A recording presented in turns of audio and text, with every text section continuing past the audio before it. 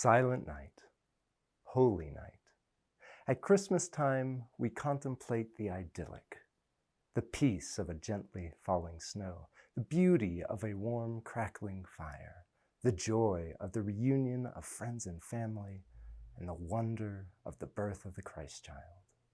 We long to lose ourselves in these moments of peace, beauty, joy, and wonder, to forget for a moment the strains and stresses of work, to bypass the pain and heartache of relationships, to pretend that the repetitive and mundane days of our lives aren't dripping helplessly away. But all too often, instead of snow, we get rain and mud. In place of fire, we taste ash. Families are broken, friendships are divided, and our celebration of Jesus' birth turns into whitewashing rituals, masking the foul-smelling tombs of our lives. What are we missing with Christmas? What do we lack? Come, let me paint you a picture. Before the beginning of time, space, and matter, there was God, the Almighty, Most High God, utterly glorious, abiding in the eternal splendor of perfection, infinite in being, knowledge, goodness, and power, a triune spirit, completely content and in total harmony, self-existent, immutable, needing nothing, yet desiring to share himself, he spoke. The word, bristling with power, tingling with life, created all things from nothing. The voice stretched out the expanse of the universe, set the galaxies spinning, and filled them with wonders untold.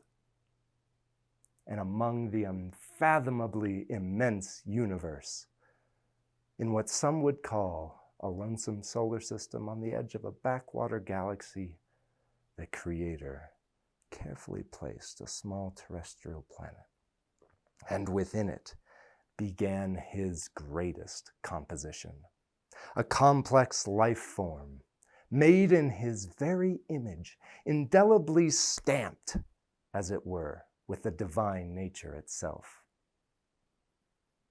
A material creature of strength and emotion, a soul of spiritual immortality, a mind of conscious thought and reasoning, a blended tapestry of incredible design, a man whom he would love and who could return it fully. But love is incomplete unless requited, gifted by decision, the simple choice of one for another. The Maker would not have it any other way. But spanning between thought and thought, the possibility of denial opened. A theoretical gulf threatened to stretch between creature and creator at any moment, for if man could choose God, he could yet choose not God, but self. The potential for either euphoric triumph or unthinkable disaster tilted on the balance of the human mind. If left to the tender guidance of the divine hand alone, who knows how many millennia humanity may have grown and blossomed in the presence of their great king. But another hand found its way into the basket. Filled with hate against the one who had flung him from the heavens, Lucifer, late captain of the heavenly host, seething in anger at his own fall, did not dare attack the Maker a second time. No, that had failed, and he'd been banished from glory. Instead, he would backlash at this newly formed spirit creature, this man. He would ruin the Creator's prize as he himself had been ruined as his revenge. Armed with a half-truth, he infiltrated the garden. And the balance was tipped, just like that. Darkness, fear, anxiety, shame, they festered in our hearts like worms. As humanity spiraled downward, new vipers emerged. envy, strife, bitterness, cruelty, hate, into ever new forms of debasement and vile debauchery, humanity plunged headlong, cheered on heartily by the father of lies. And yet, in the pervading moral darkness, God did not abandon his creation. Instead, he began threading his influence through generations, weaving an intricate plan to redeem the lost race. But how could it happen? These who were infected with rebellion, how could they be cleansed? These who would call his name in peril would equally shun it in prosperity. Just as properly condemn the whole race. Not one could ever be found righteous. How could he pardon treason? How could he declare innocent the guilty convict? It was against his very nature to do so.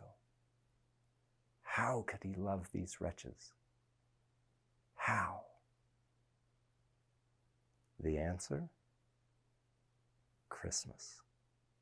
The almighty, immortal, everlasting King of the universe took on human flesh and was born as a baby to a virgin in Bethlehem. He became one of us.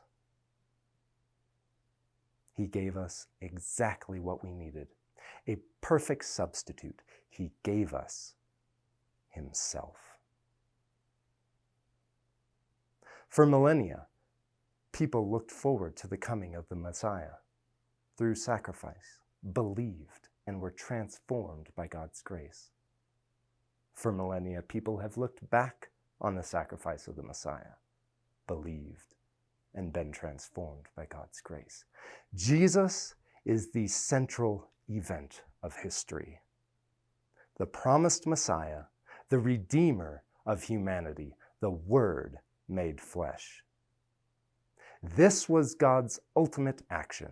This was his accomplished rescue of humanity. Rejoice, my friends, at this incredible gift of God's love. Take it, believe it, and be transformed by God's grace. Through the life, death, and resurrection of Jesus, we can have the peace of union with our Creator, the beauty of his life living inside us, the joy of the fellowship of the saints, and the wonder of the birth of the Christ child. Truly, let us be silent before God's incredible love this night. In joyful, humble reverence, let us keep this night holy.